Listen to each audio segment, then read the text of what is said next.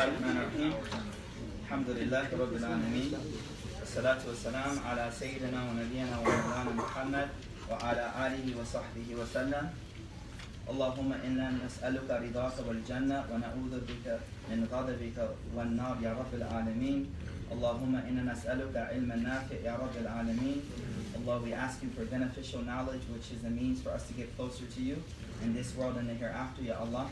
We ask you to give us the ability to act upon whatever it is that we learn in this gathering tonight, Ya Allah. And we ask that this gathering be a means of motivation for us to get closer to you, Ya Rabbil Alameen. All right, Bismillah. So, we're continuing where we left off last week.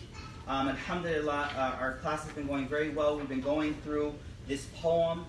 For anyone who's here for the first time, we're studying a poem of an icon of Islamic knowledge, Sheikh Ahmad bamba, a great scholar of Senegal, who left us this gem of a poem which discusses the knowledges that are necessary for one's rectification and one's path of spirituality towards Allah subhanahu wa ta'ala. And in the classes that we had yesterday, or last week, what we covered specifically was that he said that there are two types of knowledge which are necessary for a person on that path to Allah subhanahu wa ta'ala. There are two specific types of knowledge. And what were those types of knowledge? The exoteric and the exoteric, the external knowledge and the internal knowledge as well. And he spoke about how both of them are necessary for the one trying to traverse to Allah, to get close to Allah subhanahu wa ta'ala. And he specifically said that فَالْأَوَّلُ, he says, فَظَاهِرُهُ الْمُصْلِحُ لِلْأَعْمَالِ وَالْبَاطِنُ مُصْلِحُ لِلْأَحْوَالِ. The external knowledge is for rectification of your actions. So we learn how to please Allah subhanahu wa ta'ala externally by learning the external knowledge, how to pray, how to fast, how to do all of these things that the Prophet alayhi salatu wasalam taught us. But that's not enough, because without the internal knowledge, then you can be missing the true essence of what it is you're supposed to get through those external knowledges. And so he says, وَالْبَاطِنُ مُصْلِحُ لِلْأَحْوَالِ. The second knowledge, which is the inner knowledge that you're supposed to learn, which deals with action, that inner knowledge is the one that that rectifies your states. Not your actions, but your states. And that's what he mentioned and we went into in our last class. So we're going to continue with line number 93. Alhamdulillah, we've been kind of blazing through this. It's been beautiful, alhamdulillah. And inshallah today we intend to maybe do, I think, like 15 lines or so, inshallah ta'ala. There was a request last class for me to read the whole thing, like at one time. And inshallah, so we'll do that. I'll read each line individually, and we'll go through it, and then at the end, we'll read the whole poem together at one time. I'll read the whole thing at one time without any interruptions and explanation, inshallah ta'ala. All right? Okay. And anytime, if there's any questions, if you guys are lost, if you don't get something, please feel free to ask, inshallah. Bismillahirrahmanirrahim. He says, وَصَحِّهٍ بِالصِّدْقِ وَالْإِخْلَاصِ كِلَيْهِمَا تَظْفَرْ بِالْإِخْتِصَاصِ. He says, and these two knowledges that you have to learn, the inner and the external, he says, and make sure you rectify two things as you seek them out. As you seek them out, make sure you rectify two things. Number one, as-sidq. Number two is ikhlas. And I'll explain these words. Yo, you guys got to come join us. Come in. Yo, can you come up? Can you guys come up? Brothers in the hallway, man. SubhanAllah. So he says, وَصَحِّهٍ وَصَحِّحٍ بِالصِّدْقِ وَالْإِخْلَاصِ كِلَيْهِمَا تَظْفَرُ بِالْإِخْتِصَاصِ.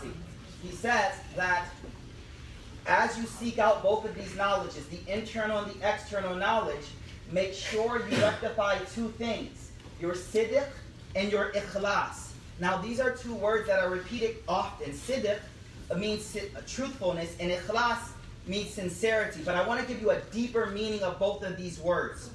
The word sidq, which means to be true, according to Ibn Qayyim al-Jawzi rahimahullah ta'ala, he says, what is true sidq, sincerity, what is true truthfulness? Adam al-inqisas al-talab. And what is ikhlas? عدم الانقصاص المطلوب. He says, and this is a beautiful way for you to understand these two terms. Ikhlas, which is sincerity, is when the thing that you're seeking out, there's no division. There's one thing that you're seeking out. عدم الانقصاص في المطلوب. No division in the thing that you're seeking out. So, if I'm doing something, and I buy flowers for my wife, right? So I always use this example. I've been using an example too. I got to get something else to buy her. But if I buy flowers for my wife, like there's only one matlub there. It's her happiness. It's her happiness. There's no ulterior motive, Yazin. You know what I mean? There's no ulterior motive. There's one motive, which is her happiness, her pleasure. And that's called ikhlas, right there. That's called ikhlas. But the concept of sidq means adami inqisas fit talab. Adami inqisas, when the effort that you're going through, the means by which you're striving, there's not division in that as well. So you're truly striving for that one thing. So the one thing you're striving for, but your focus is on that one thing as you're going forward. That's what sidq is. So two terms I want you to focus on here. He says, as you seek out these two knowledges, you need two things. Number one, you need to be ikhlas. Only one reason why you're doing it. And number two, you need to be true. Meaning the means by which you go after it is focus. You're not diverting your attention. You're focused truly on that thing. He says, if you do that, تَظْفَرُ بِالْإِخْتِصَاصِ, you will be blessed with those fine and noble qualities of character. وَبِاتِّبَاءِ سُنَّةِ الْمُخْتَارِ صَلَّ وَسَلَّمَ عَلَيْهِ الْبَارِ. And he says, and make sure you follow the sunnah of the chosen one. Who is that? Muhammad sallallahu alayhi wa sallam. صَلَّ وَسَلَّمَ عَلَيْهِ الْبَارِ. May the blessings of Allah subhanahu wa ta'ala be upon him. وَآلِهِ وَصَحْبِهِ وَمَنْ تَبِعْ آثَارَهُمْ مِنْ مُقْتَدًا وَمُتَّبِعْ.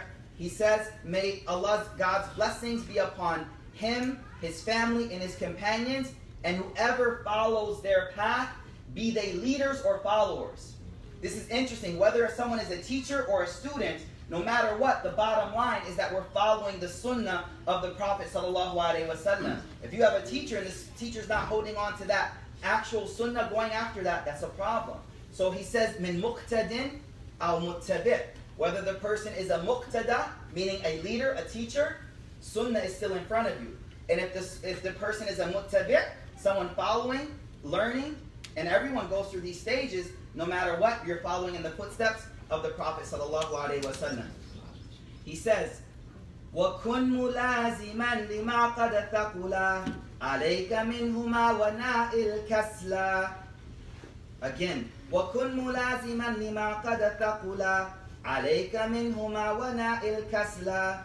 He says, and be of those people holding firmly to that which is difficult upon you. From these two things, these two knowledges, be of those people who are holding on firmly to that which is difficult upon you from these two things. What is he saying? As you're seeking this knowledge out, guys, there's going to be things that are hard for you to do. As you're learning more about your inner self, as you're learning more about the deen, there's going to be things that are thaqula alayka, heavy upon you, difficult to do. So he says, be of those holding firmly to that which is difficult upon you from these two things. And what will happen? He says, alayka minhuma wa na'il kasla. He says, and rise up against laziness. This is very important. He uses the word kasla. The Prophet ﷺ in a sound hadith, he used to make dua, Allahumma inni a'udhu bika min al-ajazi wal-kasli. Oh Allah, I seek refuge from being incapable and laziness. And what he's explaining here is very important. When we talk about kasal, scholars say there's two types of laziness. There's kasal of the dimag, there's kasal of the mind, laziness of the mind, and laziness of the body. And some of the scholars explain that the damage of kasal, the damage of being lazy, is that the thing that you don't use, you lose it. The thing that you don't exercise, you lose it. And so the Arabs used to say, there's a saying, that if you don't want to get tired so you don't get tired. I'm going to say that again. The Arabs used to say, if you don't want to be tired, get tired so you don't get tired. And what's interesting is if you think about the more we relax, yo, I'm going to chill out and relax. To do more work. But then you get tired, more tired. Instead of that relaxation being something that is motivating to you to more, many times that relaxation is just something that's calling to more relaxation. And so the common thought is by resting, I'll be able to do more. But what actually happens is as I'm more inactive, I don't become more active, I just become more inactive, inactive, and inactive. And the Prophet ﷺ specifically sought refuge from two things. Ajiz. What is ajiz? Oh, I can't do it. But what is kasal? I can do it, but I don't feel like doing it. And that's the difference between these two things. That one is I can't do it. Sometimes you want to do it, but you can't. That's ajiz. The other is kasal. I got all the means to do it, but I just don't feel like doing it. That's kasal, and that's specifically what the Prophet ﷺ sought refuge from. So the point here is this. There's a thing amongst millennials that we really don't realize is that struggle is inherent in the dunya, man. Struggle is inherent, and struggle defines you, bro. Struggle defines you. And if you want a life without struggles, then you'll have a life without success, without gains. You know what I'm saying? So the idea of growing spiritually or any type of growth is based on your ability to handle struggles. And so the statement that I repeat often regarding this is, don't look for a life without struggles, look for a life with meaningful struggles. Because a life without struggles is impossible. But you can make sure the struggles that you have in your life are meaningful struggles. They may be for other people, they may be for family, it may be for the rights of a whole category of people. It can be anything, but there's going to be inherent struggle that's part of that. And so he says, وَكُنْ مُلَازِمًا لِمَا قَدَ ثَقُلَ. Hold on to whatever is difficult from these two things. مِنْهُمَا وَنَائِل كَسْلَ. The word na'a means to stand up as if you have a burden on you. And so one of the scholars, he said, like, what's the cure for kasal? The cure for kasal is just to get up. Like, there's no other way besides just to get up. Na'a means to get up as if you have weight on you. So just get up and get rid of the kasal. The more you sit, the lazier you'll become. And so he's just trying to tell us, make sure you're of the people that are able to push away that kasal, and you understand that struggle is an inherent part of what we're doing. Right? So anything you want gains in, struggle is going to be there. So again, I'll repeat this one. وَكُنْ مُلَازِمًا لِمَا قَدَ ثَقُلَ عَلَيْكَ مِنْهُمَا وَنَائِلْ كَسَلَ.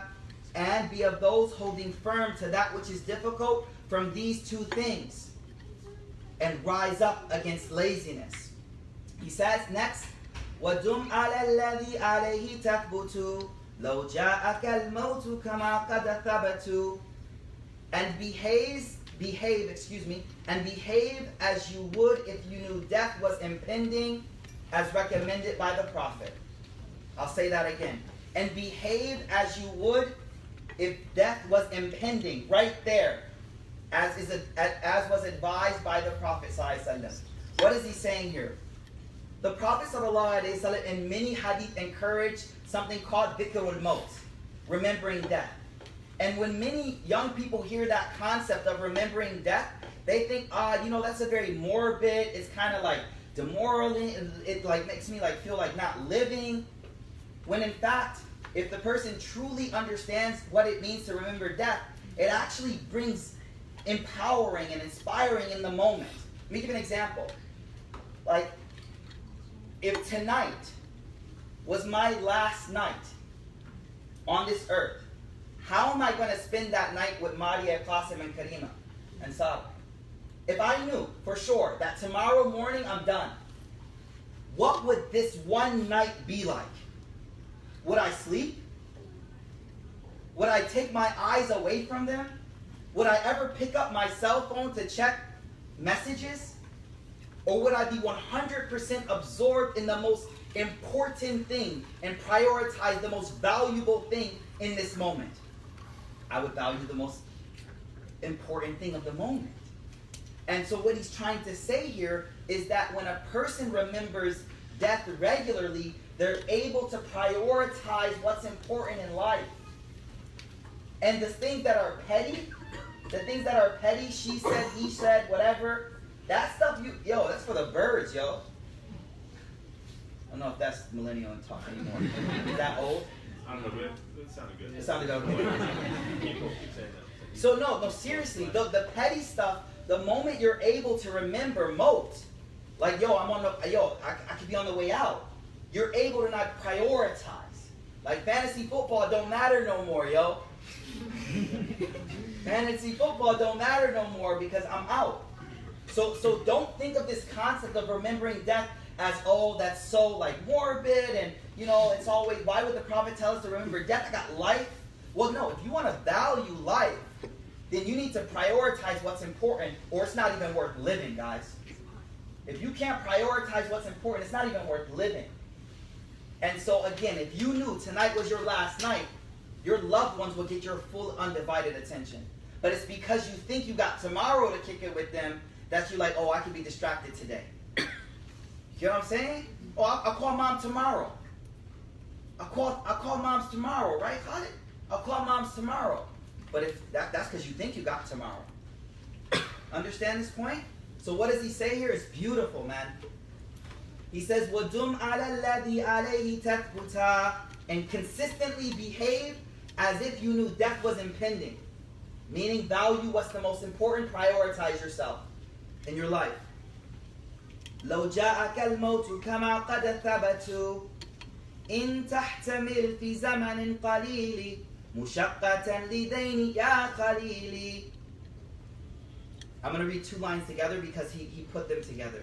He says, إِن تَحْتَمِلْ فِي زَمَنٍ قَلِيلٍ مُشَقَّةً لِدَيْنِ يَا خَلِيلِ.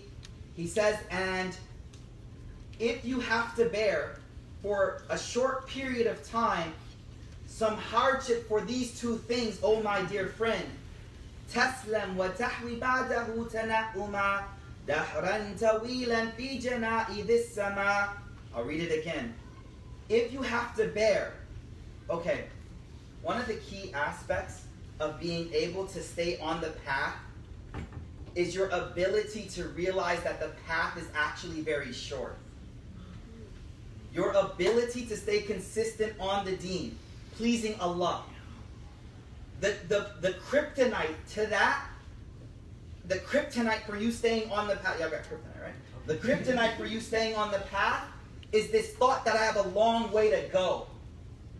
But the concept that I only have a few more steps. I use this example in class today. If you're running suicides in practice, and you know practice is over in 20 minutes, you're able to put your everything into it. Do you guys get that example? But the moment you're like, yo, we still got 5 hours left of practice. We're doing a double today, or whatever. All of a sudden, the burden of the moment becomes unbearable. Unbearable. So the key to our religious success in dealing with staying on the straight path is constantly reminding the self that, yo, the road is short. So listen to what he says now. He says, إن تحتمل في زمن قليل مشقة لدين يا خليلي تسلم وتحوي بعده تنعما دهرا طويلا في جنائذ السماء. He says, if you have to bear for some short period of time hardship seeking out these two things, submit, and then you will gather the blessings of eternal gardens. I'm going to say that again.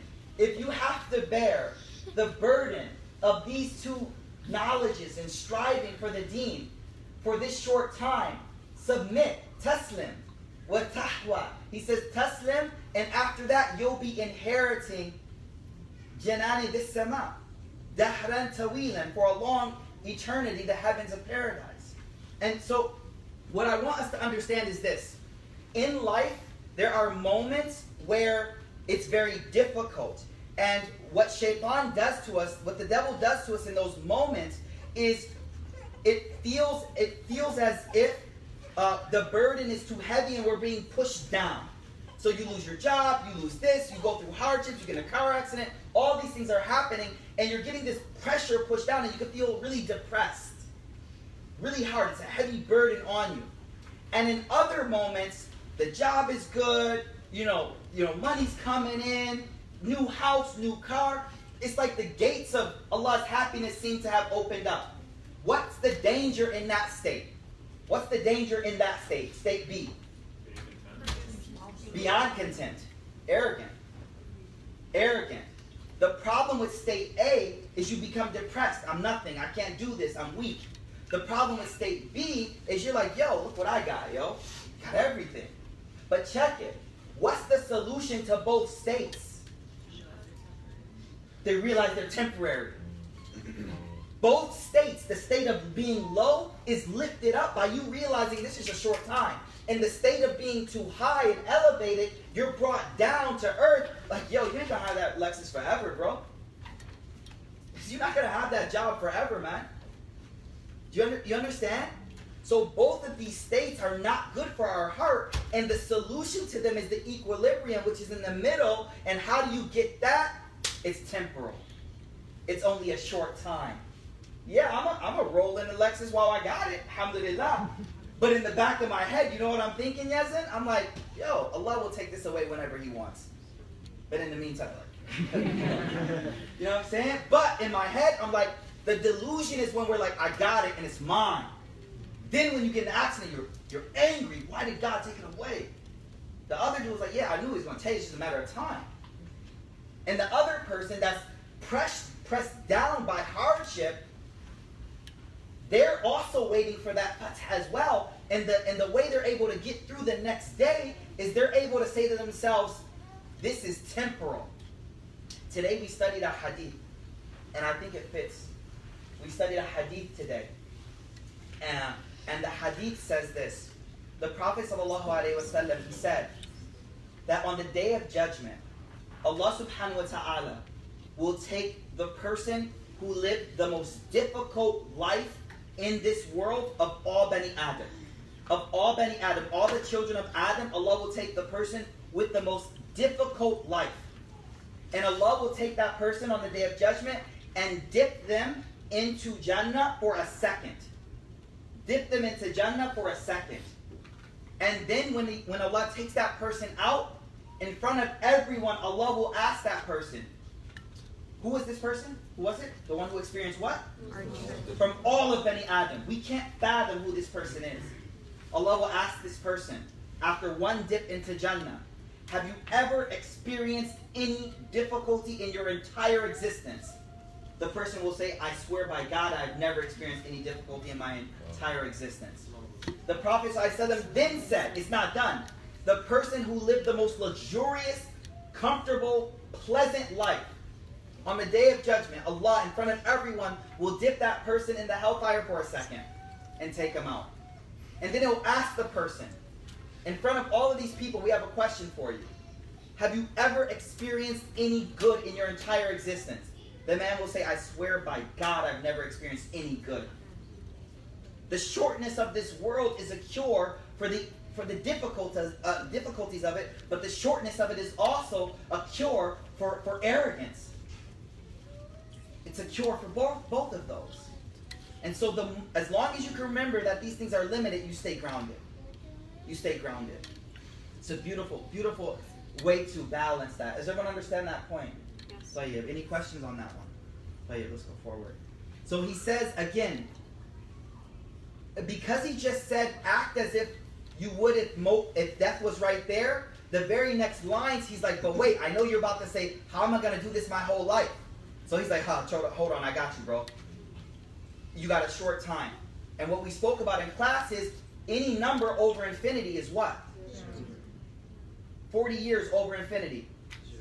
70 years over infinity. That means whatever you went through in the whole 40 was zero.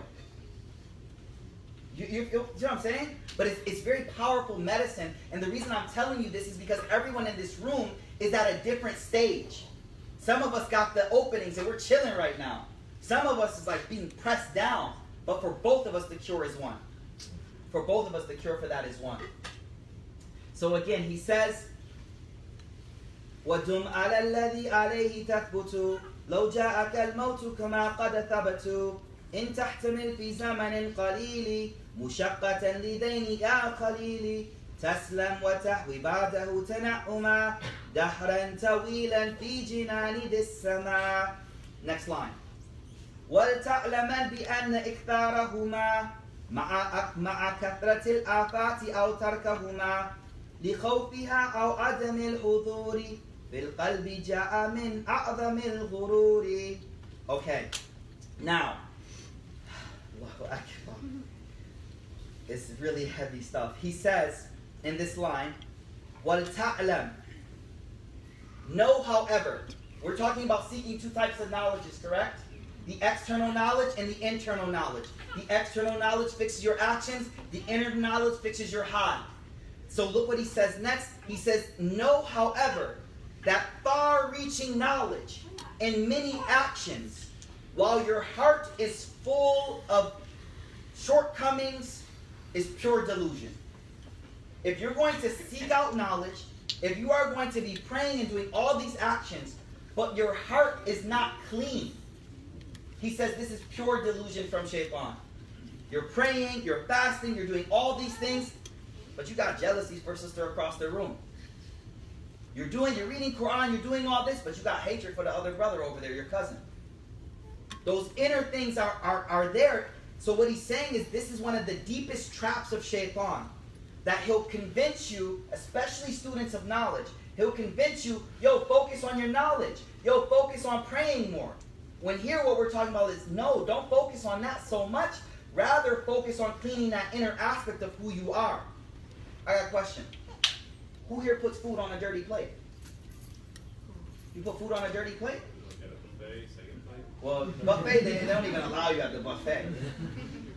That's a good point. I should have used that one. I'm going to use that one. Put it in notes. No, but think about it. Food, which is to benefit you.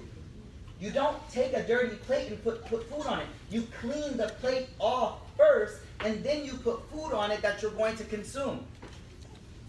And that's the example here. You're putting all these salah and som and fasting and all of these good, nutritious, spiritually nutritious actions on this plate right here, but the plate is filthy. And so what he's saying, one of the deepest tricks of Shaitan, he says, وَلْتَعْلَمَنْ بِأَنَّ إِكْثَارَهُمَا مَعَ كَثْرَةِ الْآفَاتِ pure delusion. Doing a lot of these two things, a lot of knowledge and a lot of action, with your heart filled with diseases, is pure delusion. Then he goes forward. He goes, لِخَوْفِهَا أَوْ عَدَمِ الْحُضُورِ فِي الْقَلْبِ جَاءَ مِنْ أَعْظَمِ الْغُرُورِ. But completely now, again, our success is in the balance, right in the middle, guys. He says, but to leave out these two things because of your fear that your heart is not pure, or because your fear that my heart isn't in it, this is the greatest delusion. So look, sometimes now Shaitan uses your piety against you. And he'll go, why are you learning all this stuff? Why are you praying? Your heart ain't even clean, dude. Your heart ain't even clean. Why are you even doing this stuff? Why are you learning hadith? Why are you learning all this? Your heart's so dirty. Just stop it. And you're like, yeah, man. Yeah, this is stupid. Why am I even doing it? Or the other thing is, when I get this question all the time, that sometimes I'm doing the action, but I don't feel my heart in it. I don't feel my heart in it. He says, for you to give up an action because your heart isn't in it is the deepest trick from Shaitan. You're not accountable for your heart being in it or not. You're accountable for the action. And so what he's telling you is keep doing the action while you're working on bettering your state. Never leave the action because my heart is dirty. Does everyone get the balance? Because the previous line we just read, y'all was like, yo, I'm out, yo.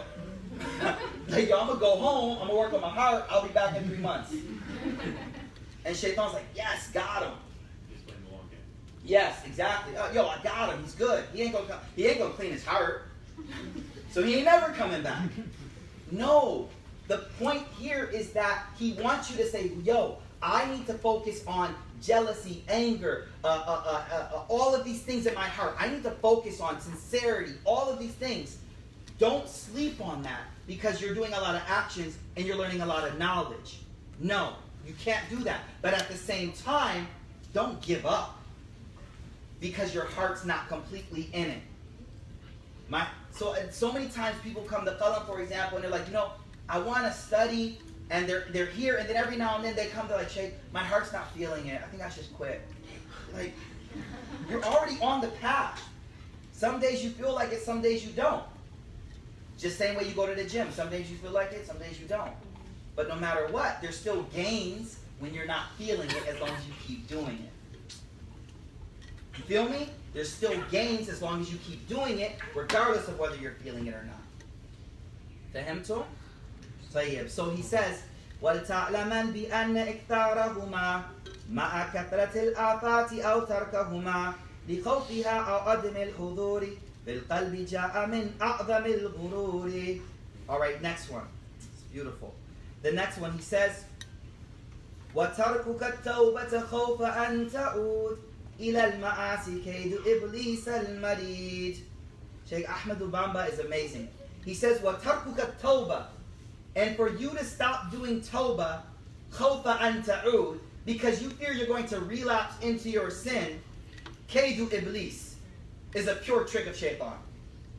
I'm going to do, so I know I'm doing wrong, and tonight I'm about to go to sleep, and I get this feeling, I'm like, astaghfirullah, man, I shouldn't be doing this. And then shaitan's like, yo, why are you doing astaghfirullah? You going there tomorrow? Just, who you fooling? And you're like, yeah, you're right.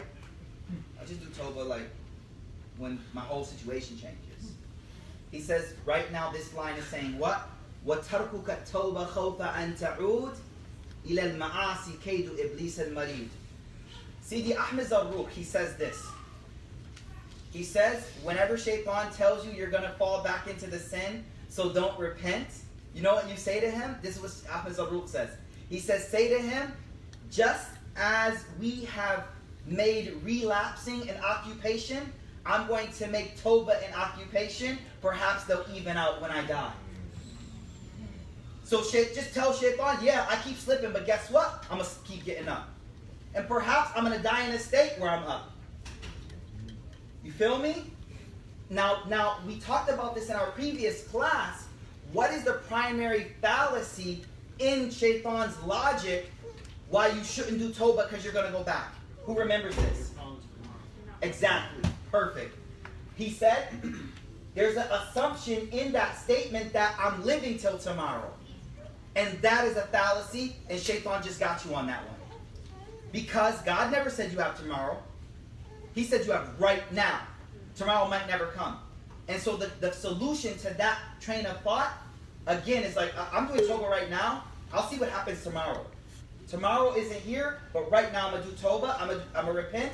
And when tomorrow comes, I'll deal with tomorrow. Fahamt? طيب. وَتَرْكُكَ التَّوْبَةَ خَوْفَ أَنْ تَعُودَ إِلَى الْمَعَاصِ كَيْدُ إِبْلِيسَ الْمَرِيدِ. Now, وَالْعِلْمُ أَفْضَلُ أَخِي مِنَ الْعَمَلِ وَأُسُّسُهُ فَازَ مَنْ لَهُ حَصَلْ. Changing the topic now. Listen, he says, and knowledge is more beneficial, O my brother and sister, than actions. Ussusuhu, it's the foundation. Faza man lahu hasal. Successful is the one who gains knowledge. Like, listen, many of us, and I don't mean this in a demeaning way at all, but many of us have like a second grade level of Islamic knowledge. If you count the hours of study compared to your other hours, you have masters and PhDs in this room right now, but you literally have a 4th to 3rd grade hours, if you count hours, 4th to 3rd grade level Islamic studies understanding. And that's dangerous, man, because the foundation of action is knowledge. The foundation of action is knowledge, and if you don't have knowledge, the foundation of those actions is shaky. And so we should really make it a point, especially now with like podcasts and online learning and Yaqeen Institute, like shameless plug for my man over there, right? MashaAllah, there's so many, and Qalam, shameless plug. I didn't even think that way, but like there's options now to learn. There's options now, but back in the day, like the uncles that were converts before my generation, before me, they're like, oh, we had to go overseas. They would have to call a sheikh from somewhere. Sheikh, we got a question. Put you on speakerphone. We don't have that problem. You have homegrown scholars. You have people that speak your language, your colloquial language. What's stopping you from seeking knowledge of the deen? There's nothing holding us back. We have no excuses now. And so he says, back to this, وَالْعِلْمُ أَفْضَلُ أَخِي مِنَ الْعَمَلِ. Knowledge is more virtuous, brothers and sisters, than action. وَأُسُسُهُ فَازَ مَنْ لَهُ حَسَلْ. It's the foundation, it's the base. Successful is the one who gains it. Then he says, لَكِنَّمَا ثَمْرُهُ كَالنَّفْعِ فِي عَمَلٍ بِهِ فَكُنْ ذَا الْجَمْعِ. He says, but don't be fooled, because the fruit of knowledge lies in action. So be someone who brings them both together. So that was amazing. He's like, yo, knowledge is more important than action. So get it. But then he says, but the thamara, the fruit of knowledge, is action. So join them together. Can you repeat that? I got you. Yeah. I got you. He says, لَكِنَّمَا ثَمْرُهُ كَالنَّفْعِ فِي عَمَلٍ بِهِ فَكُنْ ذَا الْجَمْعِ. However, the fruit of it, knowledge. The amalin bihi is an acting on it. That's why they say that everything has a zakat. You know how you have zakat? Everything has zakat. What is the zakat of knowledge? Teaching. Teaching. That's like side hook right there. I know the answer to this one. Nah, teaching is the zakat. Khayr, inshallah. There's a different opinion on that. But he says, amalin bihi. So kun dal jama. So do both. Do both. Alright? Y'all with me? Okay. قليله بالعلم أكثر ثواب من الكثير مع جهل لا ارتياب. قليله بالعلم, a little bit of action with knowledge. أكثر ثواب is way more rewarding من الكثير مع جهل than a lot of action with ignorance. لا ارتياب, without any doubt. Look, when you have knowledge, right? When you have knowledge, the action is based in something firm and you know what's behind the action. Look, the Prophet ﷺ said that my sahabi, he said this, my sahabi will spend a handful of wheat in charity and it will be equal to a mountain of gold in the later generation. It's because they're doing the action but they're missing something key to it.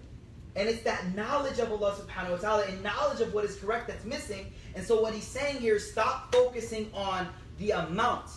Because brothers and sisters, actions aren't counted on Yawm al-Qiyamah. They're weighed. They're weighed. No one's counting actions on Yawm al-Qiyamah. They're being put on scales. So what that means, if I got 2 raka'ah that outweigh your 40, I'm good, yo. But I want that weight to it. And that's what he's saying. He says here again, قَلِيلُهُ بِالْإِلْمِ أَكْثَرُ ثَوَابًا. A little bit of action with knowledge is أَكْثَرُ ثَوَاب, way more rewarding. مِنَ الْكَثِيرِ مَعَ جَهْلٍ لَارْتِيَابٍ, than a lot of action with ignorance. لِارْتِيَابٍ. Allah protect us. So practical point here is you need to be dividing your day and your week and your months into moments of seeking knowledge and action as well. You need to constantly be setting up ways to be increasing your knowledge. And the only way to do that is to go to someone who knows that can guide you on that path. And it can be something as consistent as this. I mean, we're going through this whole book of Sheikh Ahmad bamba and he's dropping gems on us, teaching us about how we're getting close to Allah and things that are very important for our deen. So things like this are how we increase our knowledge. Okay. Continue. قَلِيلُهُ بِالْإِلْمِ أَكْثَرُ ثَوَابٍ مِنَ الْكَثِيرِ مَعَ جَهْلٍ لَا ارْتِيَابٍ نَافِئُهُ الَّذِي الْفَتَى تَعَلَّمَا لِلَّهِ جَلَّ وَحْدَهُ وَعَلَّمَا. He says, the benefit of knowledge is for the young person who learns for the sake of Allah only, وَعَلَّمَا, and teaches others. The thing he's saying here is that the reason why you're learning, now this is important. Now everyone's like, all right, I'm going to start studying, I'm going to start learning. But what's your intention? Are you studying and learning so that you can be arguing with people in the comment sections on social media? Yeah, but you know, Imam such and such says this, and you know. Like, what is your purpose for studying now? the first thing is we're waking ourselves up to learn. So it's like, yo, let's do this. And everyone's like, yeah, I gotta learn. But while you're on the path, Shaitan's like, yeah, but why yo, post something on this. You know, or what's your intention? So what he says, listen closely. This is where it hits home. He says, نَافِئُهُ الَّذِي فَتَى تَعَلَّمَ لِلَّهِ جَلَّ وَحْدَهُ. The benefited one is the one who, as a young person, learns knowledge of the deen only for Allah. وَعَلَّمَ. Teach other people. Teach other people too. لَا مَنْ تُعَلِّمَ مِرَاءً وَرِيَاءً أَوِ الْمُبَاحَاتَ بِهِ فَلْتَدْرِيَا. Not the one who seeks knowledge, mira'an, to argue with people. You're not seeking knowledge of the deen to argue with your cousin, your sister, your aunt, whoever. Mira'an. Not riya'an. And you're not doing so people can see you. That's not the intention. Al-mubahat. Or to argue or to compete with other knowledgeable people. فَلْتَدْرِيَا. Make sure you understand this. So make sure if you're seeking knowledge, it's not for what reasons now? What did he say first? To argue with people. Number 2, to show off. Number 3, to compete with other people. And number 4, just 3? Alright, 3. But watch this, he'll give more. وَلَلَّذِي سُدَّتِ الدُّنْيَا بِهِ لِحُبِّ جَاءٍ وَمَقَامٍ نَابِهِ. And don't be of those people who are seeking to capture the dunya through knowledge of deen. Like, don't learn this deen and then use this deen to get dunya. Because you just sold something priceless for something extremely cheap. So cheap, the Prophet ﷺ said, it's cheaper than the wing of a mosquito, literally. It's less valuable than the wing of a mosquito in a hadith. So don't sell something so priceless that prophets came to give us for something so low as dunya. And he says, لِحُبِّ جَاهٍ, out of your love for jah, fame. Listen, back in the day, love of fame was something only 1 or 2% of people would be afflicted with. Because the stage wasn't big enough for everyone.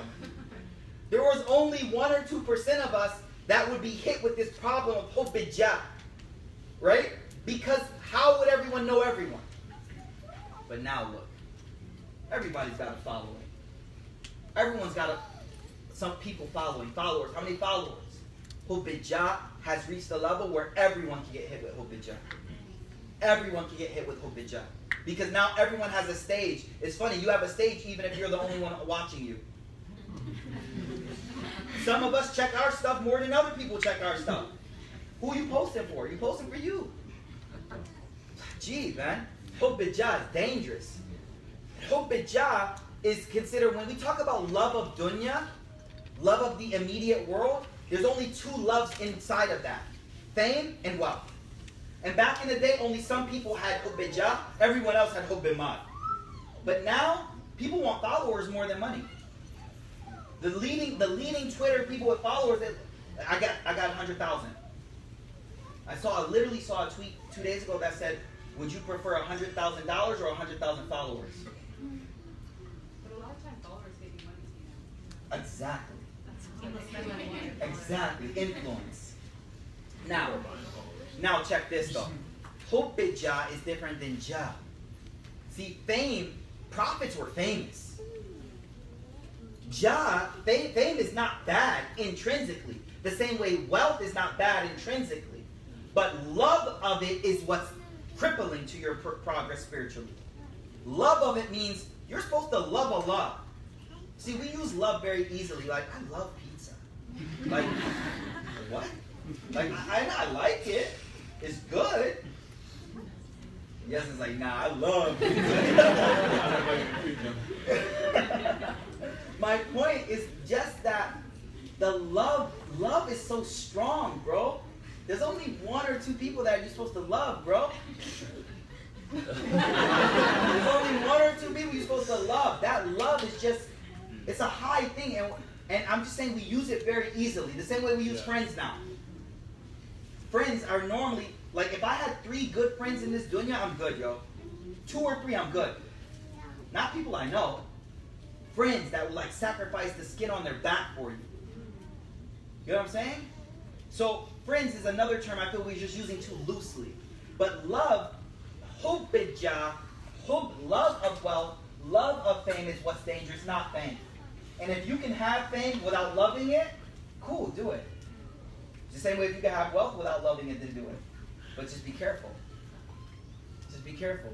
Yes, Shahir. So how about the person that, because you talk about seeking knowledge and then for Allah alone. So what about the person who wants to learn knowledge but then wants to teach it as a result? Like that's part of their intention. I think that's a good intention. 100%. The question is, what if I'm seeking knowledge to teach? Well, you don't always know, like, first put on your own thing first, then the next person next to you, right? Yeah.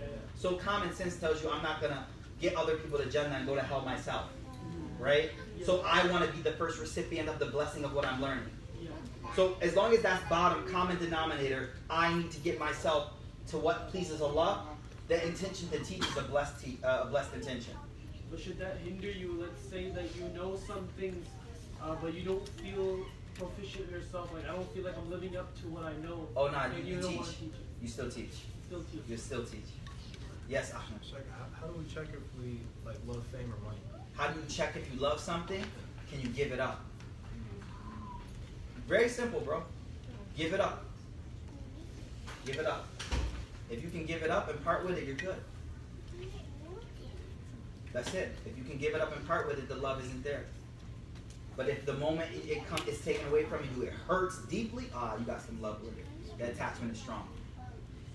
Right? And that attachment should only be with Allah subhanahu wa ta'ala. Because everything else He could take from you and give to you, take from you, give to you. It's hard. We got to work on that. But we got a lot of loves in our heart, man. But can't you love something and know that it's temporary? Like, for example, you love someone and you love them. Yes, I think that works definitely. I think that's fine. I love my children, and at the same time, but see, that thing is a love for the sake of Allah too, though. Like my love for my children is a love for the sake of God, and many of us, we haven't developed enough to understand, how do I love something for the sake of God? Well, that means if God told me not to love it, I wouldn't love it. And most of us just love things because I naturally love it, instead of I love things that God told me to love. You get what I mean? And so the children, the family, my mother, and subhanAllah, how many times can we get angry or start to hate something that we're supposed to love? You know what I mean? Okay. Right? So your love and your hate should be motivated by what God is telling us to love and hate. It's a hard level to get, but we're working on that. But it's a goal that we strive to have. Do you know what I'm saying?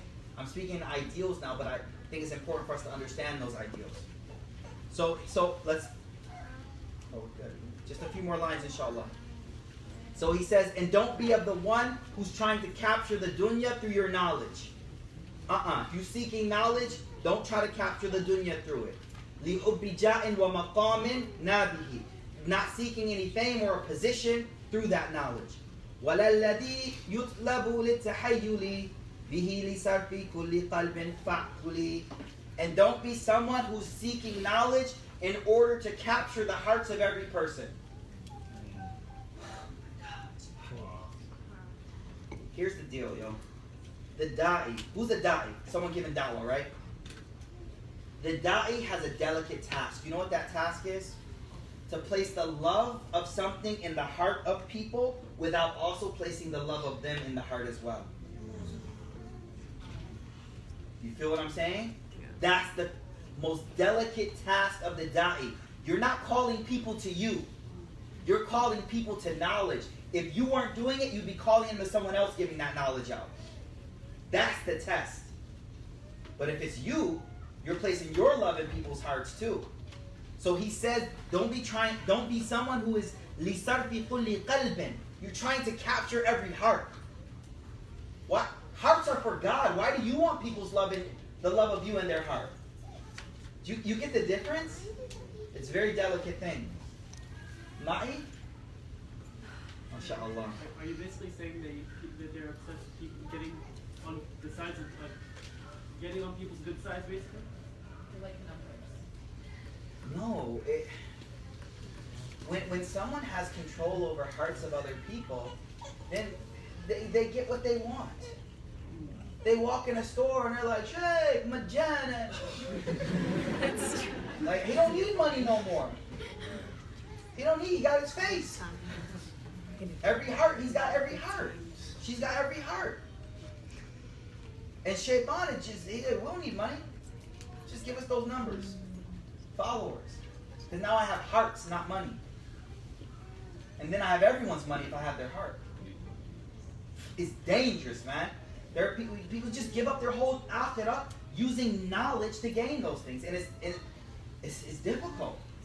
So what I was explaining, Shahir, is this. The da'i, their primary objective is to place the love of something in your heart. But that love of something should not also leave a trace of love for me only.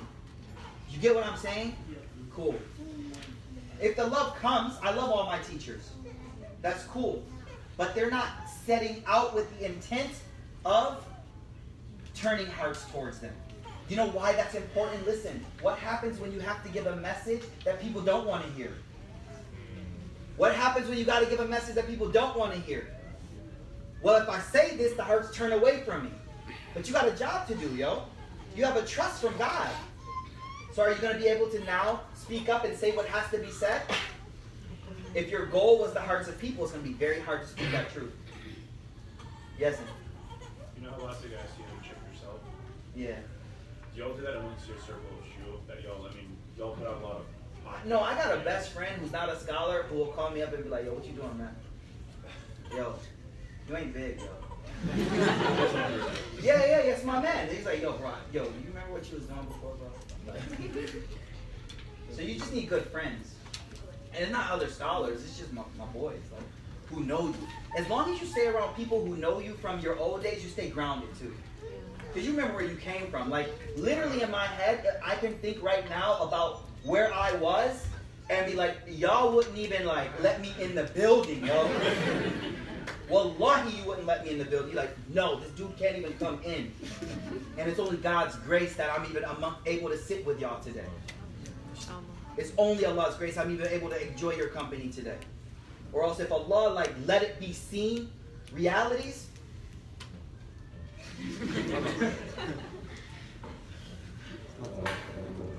listen, I'm gonna say this. We're pretty much done for today. There's a bit more, but one of the exercises I want you to do is this. It's very important, and I think I brought it up before. Is this? I want everyone to imagine right now in this gathering. Right now in this gathering, I want you to imagine that your name has just been chosen. And the last week of yours is going to be shown on this back wall right here for everyone. Your name is called right now. Stand up. And now, right now, present it on this wall for all of us to sit there and watch. We're going to watch your last week, what you did. That's you right there. I don't know what it is. You know. Now imagine the Prophet ﷺ seeing that too. Imagine the Prophet ﷺ seeing your last week. Your mother, your grandmother, watching that last week. How can you become deluded about yourself when you know what would be on that screen? You get what I'm saying? And so a practice that you can do every night to start to reform, it's powerful medicine, is to just imagine sitting in this gathering right now and your whole last week, and we're all like, oh my God. No. Or do you have hidden good deeds that we're going to be like, subhanAllah. In the middle of the night, nobody knew this dude was, subhanAllah. Yawma tubala sara'ir. The day when secrets just come out, yo. The day when secrets just come out, man. So just imagine that. And wallah, if it hits your heart, allow it to hit your heart. Allow those tears to come down. That was a door of Tawbah right there that just opened for you. Allow that to happen. Picture that until it comes out. And when that comes out, you go, Ya Allah, forgive me. I don't want that seen. There's no way I can live with that being seen. And that's Tawbah right there. It's wiped clean, inshallah. And then next week we do it again. I know, right? Next week we do it again. Next week we do it again until you know what? You get to the point where you be like, yeah, show my last week, yo. Yes, please. Please, yo. Please. Alhamdulillah. One or two more lines. Yes, okay, we have to finish off this thought. Yes, we're almost done. وكل من لهذه الأشياء تعلمات العلم بإئتنا ولم يتب قبل الممات والكبر مداركا ما فاته وقت الصغر فلا له اليوم سؤال والحساب سوى وبال وملام وعذاب لأن علمه يسير حجة غدا عليه فاخشى تلك الحجة. He says, فَكُلُّ مَنْ, whoever learned knowledge for those things I just mentioned and taught people for those things and doesn't do tawbah before they leave this world or before they get older to rectify what they learned in their young age, فَلَا لَهُ الْيَوْمَ سُؤَالٍ وَالْحِسَابِ, this person will not have anything on the day of questioning and resurrection except blame, malam, and adab, wabal, misfortune, blame, and punishment. Why? Because this person's knowledge will become a proof against them. Your knowledge will become a proof against you. Baksha tilkel hujja. Be scared, be wary of that proof. We'll stop there. We'll stop there, inshallah. So again, beautiful lines by Sheikh Ahmad bamba. Subhanallah. Again, my intention in studying this is for the betterment of my heart and soul. In teaching this, I think all of us are learning practical steps now to going down that path. And today's lesson, I'm going to read everything back just all at one time, inshallah. But today's lesson was just about you need knowledge and action. You need to strive and work hard for those. Push away laziness. You need to never stop. But you need to make sure you're cleaning the plate off as you're putting more food on the plate. And then he said, the Tawbah part, make sure you don't stop Tawbah because I'm going to sin tomorrow. All you're responsible for is today. That's all I'm responsible for. And then he explained why not to seek knowledge. Why not to seek knowledge. And so make your intention straight, seek the knowledge, and with a little bit of action and knowledge, the actions are very heavy. That's what we went through today. So, inshallah, we're done. I'm just going to read everything that we studied today all at one time because somebody's going to put a mixtape together, right? وَصَحِّهِمْ بِالصِّدْقِ وَالْإِخْلَاصِ كِلَيْهِمَا تَظْفَرُ بِاخْتِصَاصِ وَبِاتِّبَاعِ سُنَّةِ الْمُخْتَارِ صَلَّ وَسَلَّمَ عَلَيْهِ الْبَارِ وآله وصحبه ومن تبع آثارهم من مقتدى ومتبع وكن ملازما لما قد ثقلا عليك منهما ونائل الكسلا ودم على الذي عليه تثبت لو جاءك الموت كما قد ثبت إن تحتمل في زمن قليل مشقة لدين يا خليلي تسلم وتحوي بعده تنعما دهرا طويلا في جنائد السماء ولتعلما بأن إكثارهما مع كثرة الآفات أو تركهما لخوفها أو عدم الحضور في القلب جاء من أعظم الغرور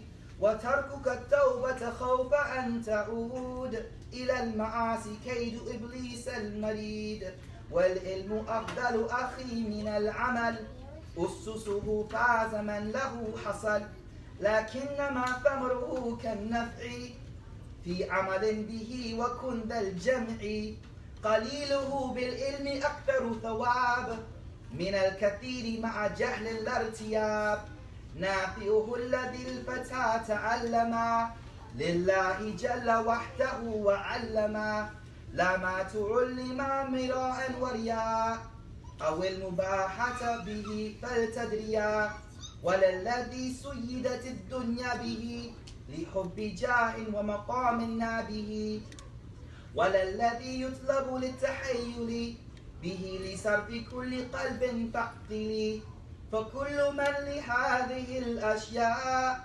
تعلم العلوم بائتناع ولم يتب قبل الممات والكبر مداركا ما فاته وقت الصغر فلا له يوم الحساب والسؤال سوى وبال وملام وعذاب لأن علمه يسير حجة غدا عليه فاخش تلك الحجة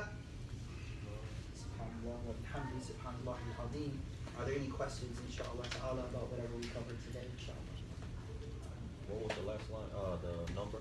Oh, the last number today was 108, 109, 110, 111, 112, 113.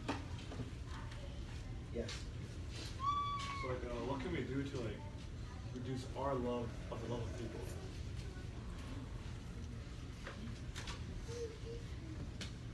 What can we do to reduce our love, unhealthy loves for people? Correct?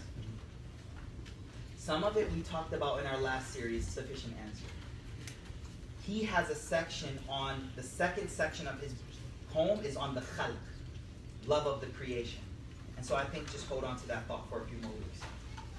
Let's see what he has to say.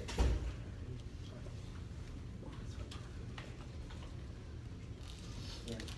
Going off that point, it just occurred to me that hadith where the Rasul tells Mu'adh, he says, yeah, Mu'adh, you need a book, and then to the end of the hadith.